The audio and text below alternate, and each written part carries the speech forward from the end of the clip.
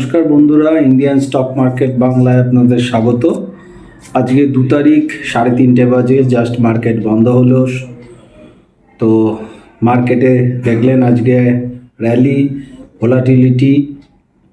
ফার্স্টেই আগে একটু ক্ষমা চেয়ে নিচ্ছি যে ভিডিওটা গতকাল করব ভেবেছিলাম, থাম্বনেলও রেডি করা হয়ে গেছিল, কিন্তু বাড়িতে যেহেতু একটু ব্যস্ততা চলছে আপনারা জানেন বলেইছি, তার জন্য ভিডিওটা করে উঠতে পারিনি।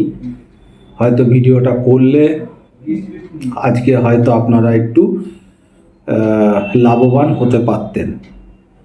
তো যাই হোক, এখনও অনেক কিছু বাকি আছে, দেরি হয়নি। থাম্বনেল মোটামুটি একই রেখেছি, ডেটটা শুধু চেঞ্জ হয়েছে। যেহেতু কালকে ছিল ওটা 2 তারিখ, আজকে 3 তারিখ করা হয়েছে। এছাড়া থাম্বনেল যা ছিল একই থাম্বনেল রাখা হয়েছে। এবার আসি মার্কেট সম্পর্কে। আজকে সকাল থেকে দেখলাম বাজার নেগেটিভ খুললো, তারপর সামান্য পজিটিভ, মানে জাস্ট কয়েক সেকেন্ডের জন্য পজিটিভ খুলেই নেগেটিভ হয়ে গেল। 100 বেশি নিফটি ডাউন হয়ে গেছিলো, তারপর একটু রিকভারি, আবার পড়া রিকভারি, এরকম করতে করতে একটা জায়গায় সেটেলড হয়ে আলটিমেটলি ওপরে 150 প্লাসের ওপরে চলে গেল। এরকম ভোলাটিলিটি হওয়ার কথা, সেটাও আমি বারবার ভিডিওয়ে বলে আসছি, এই প্রথম নয়। আমি সাবধান, মানে বারবারই আমি বলেছি এরকমটাই ভোলাটিলিটি দিনের মধ্যেও থাকবে, সুইং 2-3 দিনের মধ্যেও হবে, কিন্তু বায়াসড সব রকমই থাকবো। তবে একটু ডিসেম্বরের জন্য পজিটিভ দিকটাই হয়তো বেশি হবে, কিন্তু এর মানে এই নয় যে সারাক্ষণই পজিটিভ হতে যাবে। হঠাৎ হঠাৎ করে ফলও দেখতে পাবেন, এবং সেই সাপোর্ট লেভেল যেগুলো, সেই লেভেল থেকে নিশ্চয়ই বাউন্স হবে, এবং যে সাপোর্ট লেভেলের কাছে আসবে তখন কিন্তু কোনো নিউজ বা আদার্স কোনো কারণের জন্য বাই করে ওটা হয়তো হবে না ভয়েতে। যেমন জিডিপি নিয়ে চারদিকে হই হই কাণ্ড, যে প্রচুর পড়ে যাবে, এত খারাপ জিডিপি। তো একটু সাইকোলজিক্যালি যদি চিন্তা করা যায়, জিডিপি তো খারাপ, ঠিক আছে, কিন্তু এই জিডিপি খারাপটা যে হবে এটা আগেই বোঝা গেছিল। প্রত্যেকটা কোম্পানির যে রেজাল্ট এসছে, সেই রেজাল্ট যখন খারাপ এসছে ম্যাক্সিমাম কোম্পানির, সেখান থেকে একটা অনুমান করাই গেছিল যে জিডিপি খারাপ হবে। এখন কতটা খারাপ হবে না হবে সেটা আমাদের কারোর পক্ষেই জানাটা সম্ভব নয়, কিন্তু বাজার কিন্তু আগে থেকে জায়গাটা রেডি করে রেখেছিল এবং ফলটা করেই নিয়েছিল। সেটা আমরা পরে বুঝি, খবরটা পরে আসে, চারদিকে নেগেটিভ নিউজ একটা রেডি হয়, প্রচুর বড় বড় থাম্বনেল আসে, এই হয়ে যাবে তাই হয়ে যাবে। এগুলো কি হয়, আমাদের ছোট ছোট ট্রেডারদের বা ইনভেস্টারদের কথা বলবো না, ট্রেডারদের কথাই মেনলি বলবো। তারা হয় শর্টের দিকে চলে যায়, বা লং যদি থাকে সেটাকে লস বুক করে। এইভাবে করতে করতে বড়রা কিন্তু জায়গাটা থেকে বাই করে চলে যায়। এই সাইকোলজি গেমটা কিন্তু আবারও আজকে খেলাটা হলো, কারণ বাজার আগে থেকেই জানতো যে জিডিপির এরকম একটা অনুমান আসছে, এবং অনুমান বলবো না, জিডিপির যে ফিগার ওটা এরকম আসছে, এবং সেটা বাজার খুব ভালোই জানতো। কারণ বাজার যখন ম্যাক্সিমাম সময় ইউএস প্রেসিডেন্ট থেকে শুরু করে আরও ভাইটাল জিনিসগুলো মার্কেট অ্যাডভান্স জানতে পারে, ঠিক আছে। তো এইটা জানাটা কোনো ফ্যাক্টরই নয় মার্কেটের কাছে, অর্থাৎ এটা নিউজটা যে ছিল, এই নিউজটা আগে জানতো। এই নিউজে যে ডাউন সাইডে এসেছিল সেখানে বাই করার অপরচুনিটি ছিল। আমরা পুট কখনোই নিয়ে কাজ করছিলাম না, কল নিয়ে কাজ করছি, এবং স্টপ লস একটাও হিট নয়, সবই টার্গেট হিট হচ্ছে, আমরা এক্সিট করছি। আবার কোনো সময় যদি হয় নিশ্চয়ই পুট নিয়ে কাজ করব, সেটা ভোলাটিলিটি যেমন হবে সেরকম কাজ করতে হবে। গতকাল হয়তো ভিডিওটা করলে এই কথাগুলোই হয়তো আপনাদের বলতাম, হয়তো আপনারা যদি কেউ নিজের মনে করতেন হয়তো সকালবেলা কল বাই করে খেলতে পারতেন, কারণ একটা খুব ভালো অপরচুনিটি এসছিল। এবং আজকে বেশ ভালো মতো একটা পয়সা পাওয়া গেল। যারা সকালবেলা বাই করে গেছিলেন, সাইকোলজি মেনটেন করে কাজটা করেছিলেন। এবারে সবাই বলছে 24,300-350 রেজিস্ট্যান্স, সেটা আমিও বলেছি। মার্কেটটা আমি আজকে কনফার্ম ছিলাম যে 300-350-এর ওপর বন্ধ করবে না, কারণ এই জায়গায় যারা শর্ট করে আছে বা নতুন করে অনেকে ভাববে আবার রেজিস্ট্যান্স এসে গেল, এবার এখানে শর্টটা করা উচিত। কারণ শর্ট করলে আবার 2-2.5 পয়েন্ট নিফটি হয়তো নিচে যাবে, অনেকে হয়তো 300 কি 350 পুট কিনে বাড়ি যাবেন। তো আমার মনে হয় না এখান থেকে 300-350 আর খুব একটা গুরুত্বপূর্ণ রেজিস্ট্যান্স হবে বলে, যদিও মার্কেটে কথা অতটা জোর করে বলাটা যায় না বা উচিতও নয়, কিন্তু আমার মনে হচ্ছে যে যতবার ওখানে রেজিস্ট্যান্সটা খেয়েছে, আমার মনে হয় না আর ওটা রেজিস্ট্যান্স হবে বলে। ওপরের দিকে যাত্রাটা আছে বলে আমার মনে হচ্ছে, যদি না নতুন করে অনেক গন্ডগোল হবে, তবে বাইরে অনেক কিছু খবর আসবে, বেশি খবরে কান দিলে কিন্তু গন্ডগোল হবে। এর মানে এই নয় যে ওয়ান ওয়ে র্যালি হয়ে দৌড়াবে, ব্যাপারটা সেরকম না। মাঝে মাঝে স্টক স্পেসিফিক বা ইন্ডেক্স দাঁড়িয়েও যাবে, পড়বে, কিন্তু ওভারঅল ডিসেম্বর মাসটা আমার মনে হচ্ছে পজিটিভ থাকাই উচিত। এখন অবধি যেটুকুনি স্ট্রাকচার, সবে আজকে ডিসেম্বরের ফার্স্ট ডে। তো মোটামুটি সাপোর্ট রেজিস্ট্যান্স আমি যেটা দেখছি সেটা হচ্ছে নিফটি 24,276 ক্যাশে ক্লোজ দিল।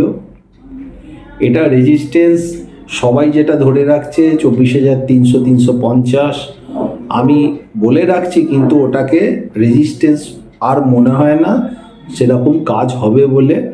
এবার রেজিস্ট্যান্স হয়ে যাবে 24,780, কারণ তার আগে টুকটাক ছোটোখাটো রেজিস্ট্যান্স আছে। আমি এত ছোটোখাটো রেজিস্ট্যান্স দিচ্ছি না, তার কারণ আমি ভিডিওটা আবার হয়তো 2-3 দিন পর করব, তো সেই জন্য একটুখানি লেভেলটা বাড়িয়ে রাখলাম 24,780। যাক, ভাঙুক, তারপর আবার নতুনভাবে বলবো কত হতে পারে। আর নিচের দিকে 24,000-এর সাপোর্ট আছে, যে সাপোর্টটা আজকেও কাজ করেছে। মনে হচ্ছে এই সাপোর্টটা আপাতত সাপোর্টটা কাজ করবে, এবং উপর দিকে 24,780 একটা রেজিস্ট্যান্স নেওয়া উচিত। এর মানে এই নয় ওখানে গিয়ে মার্কেট থেমে যাবে, এটা আমি বলছি না, কিন্তু এটা একটা রেজিস্ট্যান্স জোন আছে, ওটাকে আবার পার করে ক্লোজ হলে, সাস্টেন করলে, তখন নেক্সট রেজিস্ট্যান্স আমি নিশ্চয়ই বলবো নেক্সট ভিডিও। আর তার আগে যদি চলে যায় তাহলে কিছু করার নেই, চেষ্টা করব যেটা ফ্রি টেলিগ্রাম গ্রুপ আছে ওখানে কিছু আপডেট দিয়ে দেবার। এবার আসি ব্যাঙ্ক নিফটি। ব্যাঙ্ক নিফটি আজকে ক্লোজ করলো 52,109। ব্যাঙ্ক নিফটি আজকে নিফটির তুলনায় উইক ছিল, তবে এই জিডিপি নাম্বারের জন্য এটা আমার নিজস্ব মত। আরবিআইয়ের ওপর একটা চাপ সৃষ্টি আরও হবে রেট কাট করবার জন্য। তবে অনেকে হয়তো ভাবছেন যে এই 6 তারিখ যেটা আমাদের আরবিআই পলিসি আছে, রেট কাট হবে, কিন্তু আমার মনে হচ্ছে না ইমিডিয়েট রেট কাট হবে বলে। এটা হতে পারে তখন একটা হয়তো আওয়াজ দিতে পারে যে নেক্সট 2 মাস পর, অর্থাৎ ফেব্রুয়ারি মাসে আবার আরবিআই পলিসি আছে, সেখানে হয়তো রেট কাট হতে পারে। এটা একটা বলে দিতে পারে যে নেক্সট আমরা যে মিট হবে সেই মিটে হয়তো আমরা রেট কাট করতে পারি। এটা আমার মনে হচ্ছে।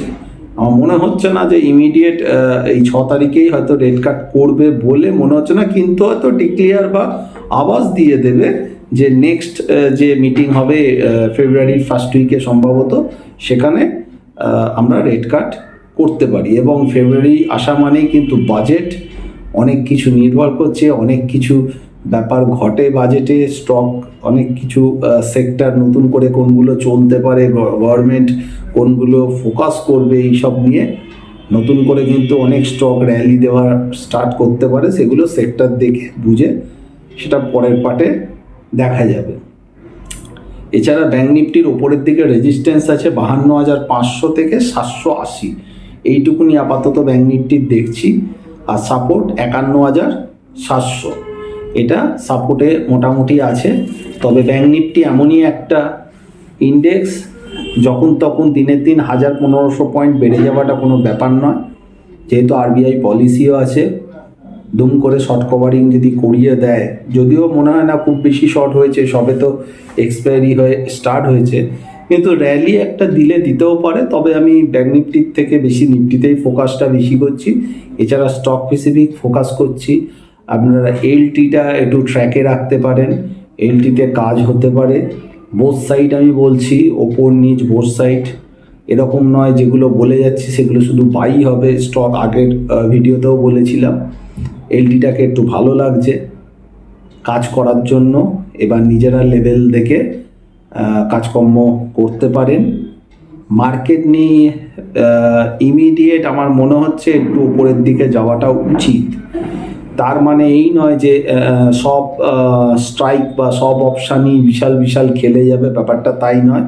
সঠিক জায়গায় ধরতে হবে, যদি মোটামুটি ঠিক জায়গায় ধরা যায় তাহলে পয়সা পাওয়া যাবে। আর পয়সাটা নিতে হবে আগের মতো ওই এক একটা অপশান 3 গুণ 4 গুণ 5 গুণ হবে এরকম ধরলে হবে না। মোটামুটি 60-70% পেলেও এক্সিট করতে হবে।